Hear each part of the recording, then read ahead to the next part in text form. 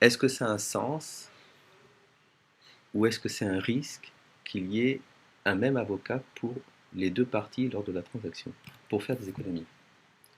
Alors, c'est sans doute l'une des plus grandes erreurs qu'on pourrait faire que de prendre le même avocat. D'une façon générale, c'est pas parce que la situation n'est pas comme en France. En France, on a souvent l'habitude de prendre un notaire Voilà, tout à fait, pour une même transaction. tout à Parfois, fait. c'est le notaire de l'acheteur, parfois, c'est le notaire du vendeur, mais j'ai envie de dire que c'est courant. Ici en Israël, pour le moment, c'est pas du tout courant. On est des avocats, on défend aussi les intérêts de nos clients, et il y a très souvent un conflit d'intérêts. Très souvent.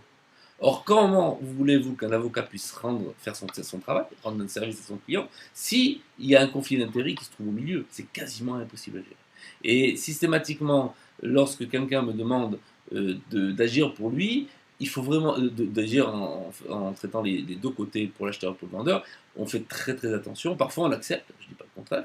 Parfois on l'accepte, mais uniquement lorsqu'on a le sentiment qu'il n'y aura pas de conflit Oui, bien d'intérêts. sûr. En espérant qu'il n'y en ait pas, parce qu'on ne peut pas anticiper. Oui. Mais mais toujours à un moment donné, il y a un conflit, toujours à un moment donné, il y a une question qui se tranche, qui doit être réglée. Alors, en étant assis entre deux chaises, des fois c'est bien parce que ça permet de couper la poire en deux et Bien d'éviter des sûr, discussions. Des fois on est très mal à l'aise et c'est bien ce qui se sûr. passe souvent. Et quand on est mal à l'aise, on perd le client, enfin les deux très souvent, et puis bon, c'est pas ça. D'accord. Donc effectivement, il faut éviter ce qui évitera ensuite quelques désagréments. Mais il est clair que, d'une façon générale, les avocats n'aiment pas traiter les deux parties.